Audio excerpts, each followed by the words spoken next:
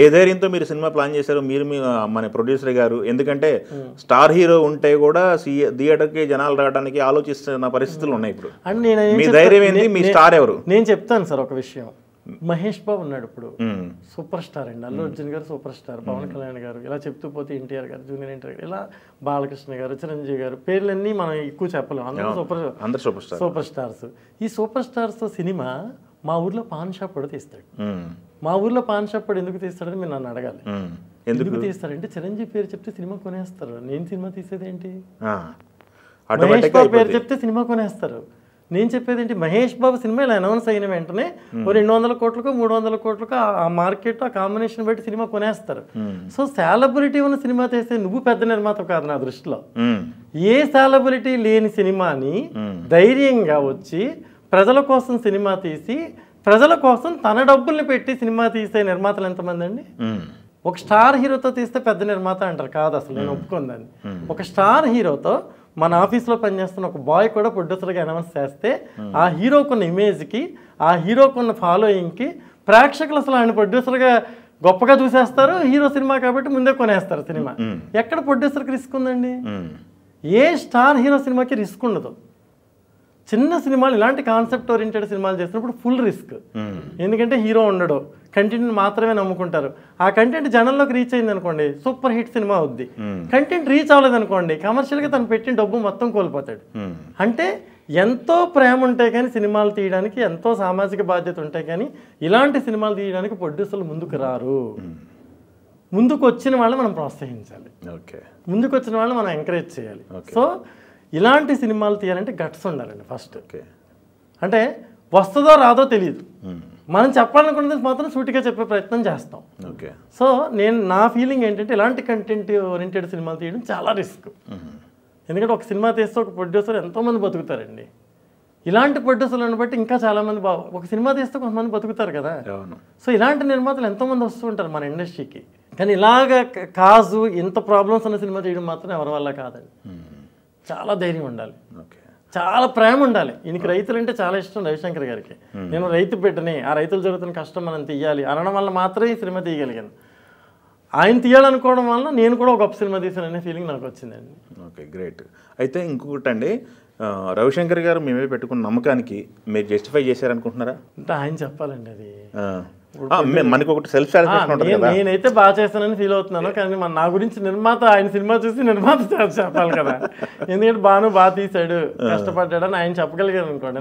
నిన్న ఆల్రెడీ చెప్పేశారు కదా ప్రెస్ మీట్ లో, బాను బ్లడ్ పెట్టేశారని. అవునవును, నేను పెట్టడం కదండి, ఆయన కూడా పెట్టారు. ఆయన అసలు ప్రతి డైలాగ్ లోను ప్రతి సీన్ లోను కూర్చుని ఈ సీన్ ఇలా ఉంటాయి మేము ఏదో వదిలేసారా, లేకపోతే ఆయన లొకేషన్కి వచ్చేవాళ్ళ? లొకేషన్కి వచ్చేవారండి ప్రతిరోజు. పైగా స్క్రిప్ట్ లో బాగా ఎక్కువ కూర్చునేవారు ఆయన. కంటెంట్ ఇలా ఉండాలి, ఈ డైలాగ్ ఇలా ఉండాలి. డైలాగ్స్ ఈ సినిమాలో ఎక్సలెంట్ అండి. అనిల్ అంచుగట్ల అని ఒక న్యూ రైటర్, ఆయన నేను కాంబినేషన్ లో చేసాం. అలాగే సూర్యప్రకాష్ అని నా మిత్రుడు, శ్రీకర్ అని వాళ్ళ అబ్బాయి దర్శకులు. శ్రీకర్ అంటే డైరెక్షన్ ట్రై చేస్తున్నాడు అతను. చాలా కంట్రిబ్యూట్ చేసాం ఫ్రెండ్స్ అందరూ, నా అసిస్టెంట్స్ అందరం కూర్చుని స్క్రిప్ట్ ని పకడ్బందీగా రెడీ చేసామండి. ఆ స్క్రిప్ట్ ఈయనకి నచ్చిన తర్వాతే రవిశంకర్ గారు షూటింగ్కి వెళ్ళారు. ఎందుకంటే ఆయనకి అనుభవం ఉంది కదా. ఇప్పుడు సినిమా ప్రొడ్యూసర్గా ఎక్స్పీరియన్స్ లేకపోయినా కంటెంట్ ఓరియంటేషన్లో కంటెంట్ని సెలెక్ట్ చేసుకోవడంలో ఆయన గురించి మనకు తెలుసు. సో వాళ్ళని కన్విన్స్ చేయడం అంత ఈజీ కాదండి. మనం ఏదో వచ్చి ఏదో చెప్పేస్తే వాళ్ళు కన్విన్స్ అయిపోయే వాళ్ళు ఏం కాదు, వాళ్ళకి మోర్ నాలెడ్జ్ ఉంది. డే 1 చెప్పిన బడ్జెట్ లో తీసారా, ఏమన్నా పెంచారా? లేదండి, 100% పెరుగుద్ది బడ్జెట్. ఎందుకు పెరిగింది అంటే బడ్జెట్ మేము అక్కడికి వెళ్ళాం, ఒరిజినల్ ఫార్మర్స్తో సినిమా షూట్ చేయాలి. ఫార్మర్స్ వస్తారు డైలీ, వాళ్ళ ఇంట్లో పనులు కంప్లీట్ చేసుకుని వాళ్ళు వస్తారు. ఎందుకంటే వాళ్ళు హెల్ప్ చేస్తున్నారు మనకి, వాళ్ళ జీవితాన్ని మనం తీస్తున్నాం కాబట్టి వాళ్ళు మనకి సపోర్ట్ చేస్తున్నారు. ఇప్పుడు మనం వాళ్ళతోనే తీస్తేనే రియలిస్టిక్ ఫిల్మ్ అనే ఫీలింగ్ వస్తుంది. కాబట్టి వాళ్ళు వచ్చే వరకు వెయిట్ చేయడం, వాళ్ళకి ఒక రోజు ఎర్లీగా పని ఉంటే తొందరగా వెళ్ళిపోతారు, వెళ్ళిపోతే షూటింగ్ ఆగిపోవడం. తర్వాత వాళ్ళ ఊర్లో ఫంక్షన్ ఏదైనా జరిగినా, ఏదైనా ఎవరైనా చనిపోయినా వీళ్ళంతా కట్టుబడిగా వెళ్తారు అక్కడికి. అంటే ఫ్యామిలీస్ అన్నీ వెళ్తారు అక్కడికి. అలాంటి ఇన్సిడెంట్లు ఏమైనా జరిగినప్పుడు కూడా వీళ్ళు షూటింగ్ రారు. మేము వెయిట్ చేసేవాళ్ళం. కొన్నిసార్లు వచ్చేవారు, కొన్నిసార్లు మ్యాక్సిమం వాళ్ళు సపోర్ట్ చేశారు. ఒక అసెంబ్లీ సీన్ తీసే విషయంలో 4-5 days మాకు ఇబ్బంది అయింది. ఆ 4-5 days అలా వెయిట్ చేసాం ప్రజల కోసం, జనం కోసం, రియలిస్టిక్ గా సీన్ తీయాలని. అది ఆ సీన్ ట్రైలర్ లో చూసాము, దానికోసం సెట్ చేసారా ఏంటి? లేదు, అక్కడ ఓన్లీ ఒక లొకేషన్, ఒక వాల్ తీసుకుని ఒక కాలేజ్ వాల్ చేసాం మేము. అది ఓ కానీ మీకు చాలా బ్యూటిఫుల్ గా అనిపిస్తుంది. అదే రియల్ అసెంబ్లీ చూస్తానంత ఫీల్ ఉందా హీరో స్పీచ్? ఇక్కడ అసెంబ్లీ మాత్రం రియలిస్టిక్ ఫీల్ కోసం ఒక 2-3 months వెయిట్ చేసాం అలాంటి లొకేషన్ ఎతకడం కోసం, ఇంటీరియర్ పార్ట్. అలాగే రవిశంకర్ గారి ద్వారా దొరకడం, ప్రొడ్యూసర్ గారి ద్వారా చేసాం అది కూడా. ఇప్పుడు యాక్చువల్గా ఆ ఒరిజినల్ ఫార్మర్స్ కోసం వెయిట్ చేసే ప్రక్రియలో చాలా టైం వేస్ట్ అయ్యేది. ఓకే, మనం ఇన్ని రోజుల్లో వర్క్ చేస్తామని చెప్పి ఒక బడ్జెట్ ఇస్తాం, కానీ అక్కడికి వెళ్ళినప్పుడు ప్రాక్టికల్ ఎక్స్పీరియన్స్లో అది జరగనప్పుడు బడ్జెట్ పెరుగుద్ది. అలా పెరిగింది ఈ సినిమాకి. ఓకే, అయితే రియల్ రైతులతో చేసామన్నారు కదా, ఇక్కడ మీరు స్క్రిప్ట్ అంతా బౌండెడ్ చేసుకొని వెళ్ళిన తర్వాత, లొకేషన్కి వెళ్ళిన తర్వాత వాళ్ళని ప్రత్యక్షంగా చూస్తున్నారు మీరు. వాళ్ళ కన్నీటి బాధ కానీ వాళ్ళ వ్యధలు బాధలు ఏమన్నా చూసి మీ స్క్రిప్ట్ లో మార్పులు చేంజ్ చేసుకొని ఆన్ లొకేషన్ లో ఏమైనా చేసిన సందర్భాలు అలా చేయాలనిపించే ఇన్సిడెంట్లు చాలా ఉన్నాయండి, కానీ మనం అన్ని ఇన్కార్పొరేట్ చేయలేము సినిమాలో. అందుకని వాళ్ళ యొక్క ఎమోషన్ యొక్క గాఢతని సినిమాలో గాఢత పెంచాలని నేను డైలాగులు రాసానే, కానీ వాళ్ళు చెప్పిన ఇన్సిడెంట్లు మనం అన్నీ తీయాలి అంటే మన నిడివి సరిపోదండి, లెంత్ సరిపోదు.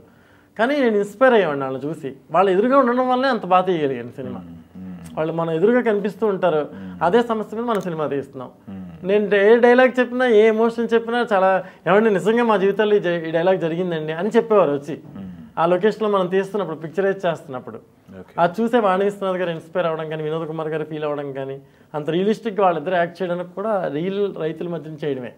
ఆ హీరో కానీ, హీరోయిన్ వీణ కానీ, హీరో అఖిల్ కానీ, వీళ్ళంతా కొత్త వాళ్ళండి. వీళ్ళంతా ఎంకరేజ్ చేస్తూ, మోటివేట్ చేస్తూ, వాళ్ళు కూడా రియల్గా ప్రాబ్లమ్స్ చూస్తున్నారు కాబట్టి వాళ్ళకి ఇంకా బ్యూటిఫుల్గా యాక్ట్ చేయాలనిపించడం. అందరూ పెర్ఫార్మెన్స్ ఎక్స్ట్రాడనరీగా చేశారండి. ఎలా చేయించుకున్నారు సార్? వాళ్ళకి భాష రాదు, ఎందుకంటే అఖిలన్ అయితే పాపం అతనికి భాష రాదు. ఎక్స్ట్రాడనరీ డైలాగులు చెప్పాలి, అట్లాంటి ఎక్స్ట్రాడనరీ డైలాగులు చెప్పాలి విత్ ఎమోషన్. అవును, ఆ అబ్బాయి మంచి పెర్ఫార్మర్ అండి, ఎక్స్ట్రాడనరీ ఆర్టిస్ట్ అసలు. ఆ అబ్బాయి చాలా బ్యూటిఫుల్గా చేసేవాడు. మేము చిన్న ప్రాంప్టింగ్ చేసేవాడు ఆ అబ్బాయి. కానీ వాసు డబ్బింగ్ అండి, ఎక్స్ట్రాడనరీ డబ్బింగ్ అండి. వాసుకి నా ప్రీవియస్ సినిమాకి నంది అవార్డు వచ్చింది. అర్ధనారి సినిమాలో హీరో క్యారెక్టర్కి అతను చెప్పినందుకు అతనికి నంది అవార్డు వచ్చింది. ఆ ఇంప్రెషన్ నా మీద చాలా మంచి ఇంప్రెషన్ వాసుకి. ఆయన పాపం రిక్వెస్ట్ చేసిన వెంటనే వచ్చి చెప్పి, 1-2 సార్లు చెప్పి ఆ క్యారెక్టర్ని ఒక రేంజ్కి తీసుకొచ్చాడు. ఆ అబ్బాయి వాయిస్ కూడా. ఈ అబ్బాయి పెర్ఫార్మెన్స్ ఒక ఎత్తు అయితే, వాసు వాయిస్ ఒక ఎత్తు అండి. అలాగే వాణివిశ్వనాథ్ గారికి లీనా చౌదరి మంచి వాయిస్, అసలు ఎక్సలెంట్ వాయిస్. వినోద్ కుమార్ గారికి మన ఆర్సిఎన్ రాజు గారు, ఆయన గురించి మనం చెప్పక్కర్లా. బ్యూటిఫుల్ వాయిసెస్ కూడా దొరికినాయండి క్యారెక్టర్స్కి. దానివల్ల కూడా మీకు ఆ బ్యూటీ పెరిగింది సినిమా.